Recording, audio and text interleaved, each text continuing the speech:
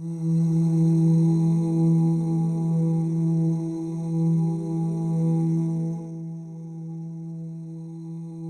the question always comes, especially for people that believe in creation and things of that sort, what about the dinosaurs that were here before human beings? Do we even believe in dinosaurs? What about the disgusting little creatures and critters? Why did Allah subhanahu wa ta'ala create them? And what do we have to say about them? First of all, the most beneficial aspect when you're speaking about the creation of the animals is that which relates to us. And what that means is, Ibn al-Qayyim rahimahullah ta'ala said, Allah created us as human beings between the angels and the animals. And so you have angels that have absolutely no desire, no will. Their sole purpose is to worship Allah subhanahu wa ta'ala. Their sole existence is just to worship Allah subhanahu wa ta'ala. And so they're free from those desires. And then you have on the other side, the animals, on the far end of the other spectrum, the animals who don't have those, who don't have reasoning and don't worship Allah subhanahu wa ta'ala the way that the angels do. And they're just full of desires, unrestricted desires. And Ibn al-Qayyim rahimahullah said, we find ourselves in between. And what that means is, if we incline towards our desires more, our unrestricted desires more, then we become like animals. And if we incline towards worship and reason, then we become like the angels. And in fact, as human beings, we have the potential to be better than the angels, as we'll talk about, when we choose to worship Allah subhanahu wa ta'ala, and when we choose to use our reason and our intellect in a way that pleases Allah subhanahu wa ta'ala. And we have the potential to be worse than animals, because the animals are not held accountable because of the missing reasoning and things of that sort. And so it's important for us to find ourselves in that spectrum. Where do we fall? Do we fall towards the soul that is at peace, the nafs that is at peace, the nafs al-mutma'inna, or a nafs al-bahima, the animal-like self, which is just territorial, desires intimacy and food and drink and so on and so forth. Now, when we talk about the chronological order of creation, Islam actually does clearly say that animals were created before human beings. This is established in authentic ahadith that the Prophet ﷺ said that Adam alayhi salam was the last of Allah subhanahu wa ta'ala's creation, and we'll talk about that inshallah ta'ala going forward. And in that is a sign that Allah subhanahu wa ta'ala has provided everything, has placed everything at our service, that when we come into existence as human beings, Allah subhanahu wa ta'ala has already created the scene, it's already there. Allah Azza wa Jal also says in the Quran, in Surah Luqman, Allah subhanahu wa ta'ala says, خَلَقَ السَّمَاوَاتِ بِغَيْرِ عَمَدٍ تَرَوْنَهَا وَأَلْقَى فِي الْأَرْضِ رَوَاسِيَ أَن تَمِيدَ بِكُمْ وَبَثَّ فِيهَا مِن كُلِّ دَابَةٍ. Allah subhanahu wa ta'ala said that He created the skies, the heavens without pillars that you see. And He's cast into this earth firmly set mountains so that it keeps it stable. And He spread throughout this earth all types of creatures. Okay, so Allah subhanahu wa ta'ala actually makes that clear in the Quran as well. Dabba means beasts, means any type of creature that you can imagine. And so we know that before we got to this earth, there were, all kinds of dinosaurs, beasts, and that's one of the crimes of the jinn, is that they didn't treat them well, as we spoke about previously. And you had roaches as well, and some of those disgusting little critters that existed. Actually, even before the dinosaurs, scientifically they think that roaches existed millions of years before the dinosaurs. And so you ask yourself, why? Alright, so if we establish that Allah subhanahu wa ta'ala put them there before us, and that there's benefit to them, why do we have roaches? Why do we have rats? Why do we have all these disgusting little creatures? And subhanAllah, when it comes to roaches, I grew up with roaches. I had roaches all over the place growing up. I remember there were times that I wouldn't actually go to the kitchen because I knew that there were going to be roaches there after 10 o'clock. That was their time and they took over. So, especially with roaches, I guess this was a theological crisis for me. Why are there roaches in the world? Now, the simple answer to that is that Allah made all of these animals as a form of rizq for you, as a form of sustenance for you. And He made them a form of sustenance for each other. And He made the insects sustenance for them. Okay, so you find that when a bird is alive, and subhanAllah, things change, circumstances change. When a bird is alive, it feasts on ants, it eats ants. When the bird dies, the ants eat the bird. Right? So these animals and these creatures are sustenance for one another, they're rizq for one another, and Allah subhanahu wa ta'ala has it in perfect balance. And there are things that are even beyond our understanding. So when it comes to the roaches, their most powerful role in the ecosystem, of course, is decomposing. And we don't really see that, but they pick up dirt. There would be a lot more dirt in the world without them. They eat rotten foods and they eat decaying material. And through their waste, it's put back into the soil and it's made beneficial and bacteria is cleared and so on and so forth. Meaning, subhanAllah, that even those things that to us are simple, are nuisances, there is a purpose. They play a greater role in this balance that Allah subhanahu wa ta'ala has created. Al-Mizan, the way that He's made everything just and balanced in His creation. There is a role for everything. Allah subhanahu wa ta'ala didn't create a single insect, a single animal without purpose. And subhanAllah, we find that the animals actually see things that we are incapable of seeing. And we spoke about this when we talked about the limitations of human beings and things of that sort. But you'll find, the color spectrum even, that there are some animals that subhanAllah, it's not even the distance of sight.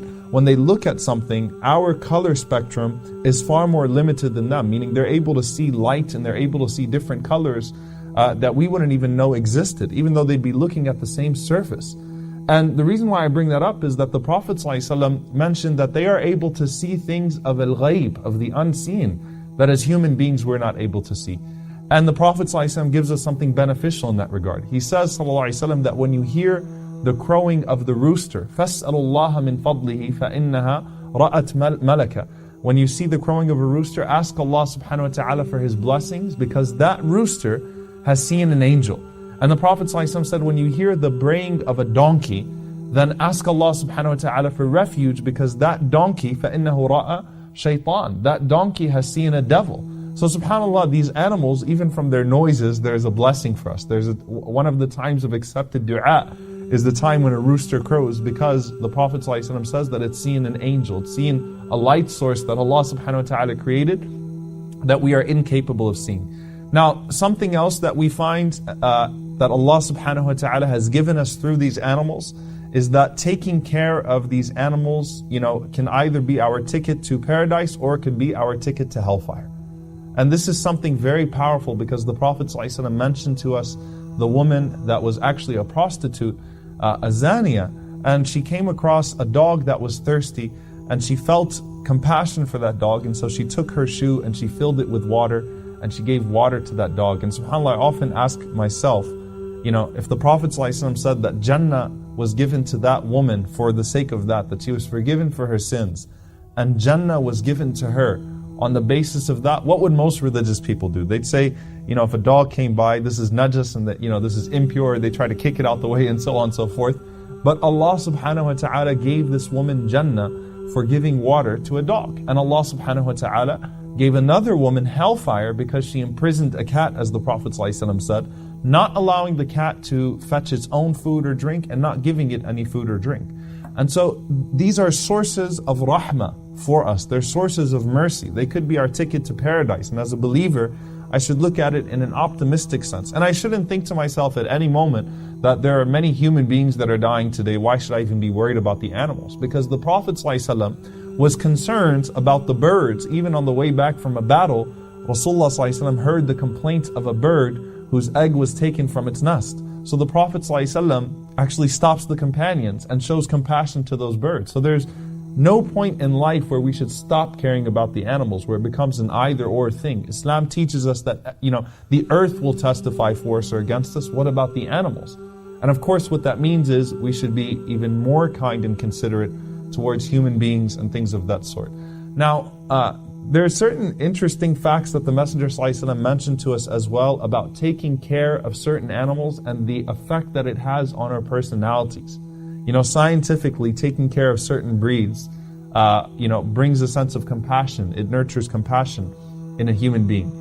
Cat owners tend to be more sensitive and compassionate, and that's why you find Abu Hurairah radiallahu ta'ala anhu, the sweet personality, maybe that had something to do with it, the way that he was with cats. And the Prophet ﷺ told us about the different types of animal breeders and the personality traits that they might develop. So he said ﷺ that there will come a time when the best property of a man will actually be his sheep. And what he's talking about ﷺ is in the time of fitan, of great tribulation, that the safest person is the one who can take his sheep, just take some sheep with him and go to a place where he's free from all of that corruption and all of that tribulation. So it's actually a form of rizq for him particularly, it's a form of sustenance for him particularly in the time of fitna. And he said ﷺ that you tend to find pride and arrogance amongst the owners of horses and camels. So he said those Bedouins that are busy with the camels and the horses, they don't have time for their deen, they don't have time for their religion. Well, he said that humility and gentleness are the characteristics of Ahlul Ghanam, the people that own sheep, the shepherds of sheep. And the Prophet ﷺ, of course, told us that all of the prophets at one point in time were shepherds. Rasulullah ﷺ, his first career was as a shepherd. Now, the last thing that we take here, and I get asked this question all the time about animals, is can I have my pet in Jannah? Can I have animals in Jannah? Or is it that we just go to Jannah and there are no more animals? Because some people develop a great sense of attachment to animals. Now, obviously, they are free from, from accountability, eternal accountability. So they don't have Jannah and Nar, paradise and hellfire, in that sense. However, Abu Ayyub al-Ansari radiallahu anhu, he narrates that a Bedouin came to the Messenger sallallahu alaihi wasallam and he said, Ya Rasulullah, O Messenger of Allah, I love horses. Will I get to have horses in Jannah? I love horses. Do I get horses in Jannah? And the Prophet ﷺ said, if you are admitted into Jannah, utita bi farasin min yaquta, you'll be given a horse of rubies. And that horse would be brought to you with 2 wings, and it will carry you wherever you want it to carry you. So yes, you can have animals in Jannah as well if you love them that much. And we ask Allah subhanahu wa ta'ala to enter us into Jannah to be able to have those animals. Allahumma ameen.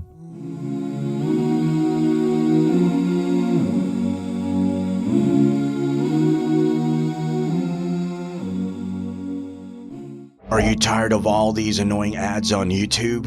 Are you worried that a haram video might pop up? Well, the One Islam TV app is here to solve these problems, inshallah.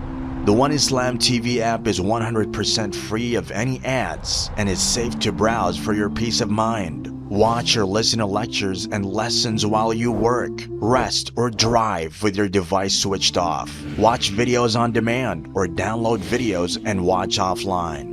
Watch hundreds of high-quality produced Islamic reminders, Quran learning videos, stories of the prophets, and so much more. 2 to 4 new videos uploaded daily, inshallah. One Islam TV is 100% run and owned by Muslims, which means a small amount you pay for your subscription is a SADAQAH JARIYAH, continuous charity for you, as we use the funds raised to continue producing more beneficial videos and reminders, inshallah. The One Islam TV app is now available on Apple devices, Apple TV, Android devices, Android TV, Amazon Fire TV, and Roku, so you can watch on most devices and smart TVs. Download now for a free 7-day trial. May Allah reward you for supporting our work.